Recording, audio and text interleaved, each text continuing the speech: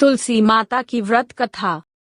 प्राचीन काल में एक लड़की का जन्म राक्षस कुल में हुआ, जिसका नाम वृंदा था।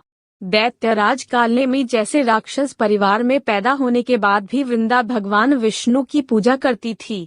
जब वृंदा बड़ी हुई तो उसकी शादी जालंधर नामक दैत्य से हो गई। जालंधर काफी शक्तिशाली राक्षस था, जिसका जन्म भगवान शिव के तेज के कारण समुद्र से हुआ था। बलवान होने के कारण जालंधर को दैत्यों का राजा बनाया गया। वृंदा से शादी करने के बाद जालंधर की शक्ति और पराक्रम बढ़ता ही गया। उसे किसी भी तरह से हराना मुश्किल था। जालंधर के बढ़ते अहंकार व आतंक से सभी देवता परेशान थे। जालंधर की बढ़ती ताकत के पीछे उसकी पत्नी वृंदा की विष्णु भक्ति और सतीत्व था। होते होते जालंधर अपनी शक्ति और अहंकार में चूर होकर स्वर्ग की देवियों पर काबू पाने की कोशिश करने लगा।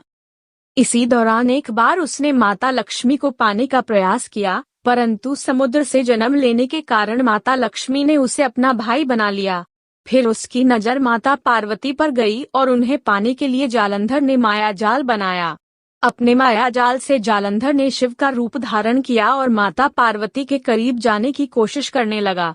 उसी वक्त मां पार्वती ने उसे पहचान लिया और जब तक जालंधर कुछ समझ पाता वो अदृश्य हो गईं। जालंधर के इस दुर्व्यवहार से पार्वती जी को काफी गुस्सा आया और इस पूरी घटना के बारे में उन्होंने भगवान विष्णु को बताया।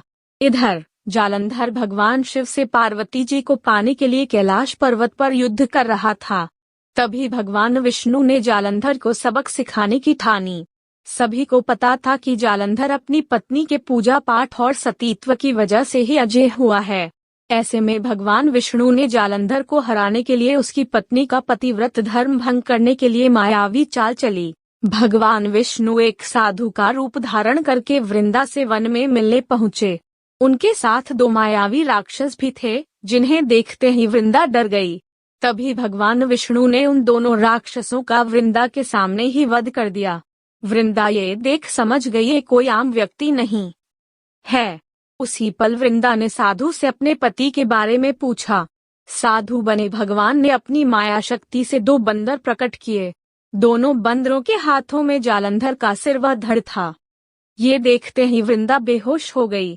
कुछ समय बाद होश में आने पर वो साधु से अपने पति को दोबारा जिंदा करने की प्रार्थना करने लगी।